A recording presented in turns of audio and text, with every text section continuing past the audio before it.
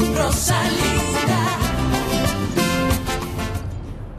Wala akong pakialam sa sinasabi ng mga baguhang yan. Bago pa lang sila sa negosyo. Samantalang tayo, ilang taon na rin natin itong hinahawakan. Kaya tayo pa rin na may karapatang magdesisyon dyan. Tapos bigyan mo na lang silang lahat ng padulas at mananahimik na mga yan. Okay, sige.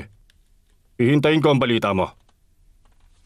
Oo nga pala, kailan mo ba ako balak imbitahan dyan sa rancho mo para sa goat barbecue? At huwag mong kalimutan, isesemento ko sa dramang sino mang tumalo sa akin. Sinabi ko na sa inyo, wala talagang dapat ipag-alala, Mama. Nakita nyo naman, hindi ko tinanggap yung susi ng kotse. Pinabalik ko sa kanya. Sinabi ko na sa'yo, hindi titigil ang lalaking yon. At natatakot akong baka bumigay ka at makalimutan mo na ang ipinayo ko Huwag nyo sa'yo. na pong alalahanin yun, Mama. Hindi yun mangyayari, okay? Kahit kailan, pangako yan.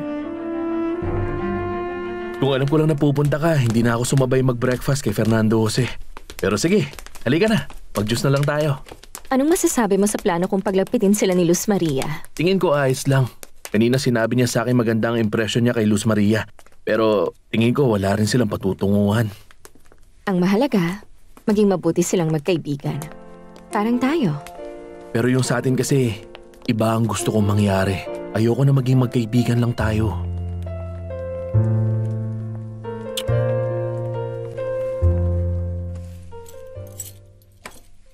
Ayaw niyang tanggapin tong kotse? Ayaw niya, boss.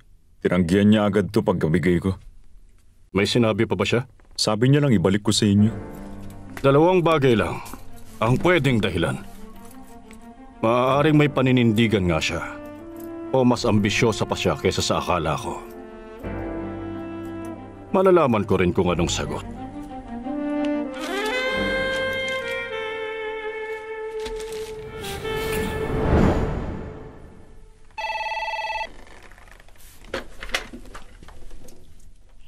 Hello?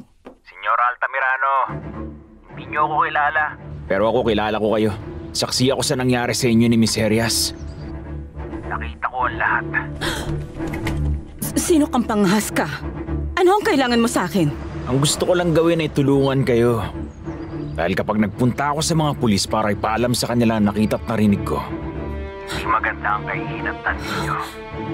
Sabihin mo na sa akin, ano ba talagang kailangan mo? Ang pera ninyo, senyora. Yun lang, wala nang iba. Alam ko na marami kayong sobrang pera. Hindi ko pa alam kung magkano ba ang kailangan ko. Pero babalitaan ko rin kayo agad. Ayos! Rosalinda.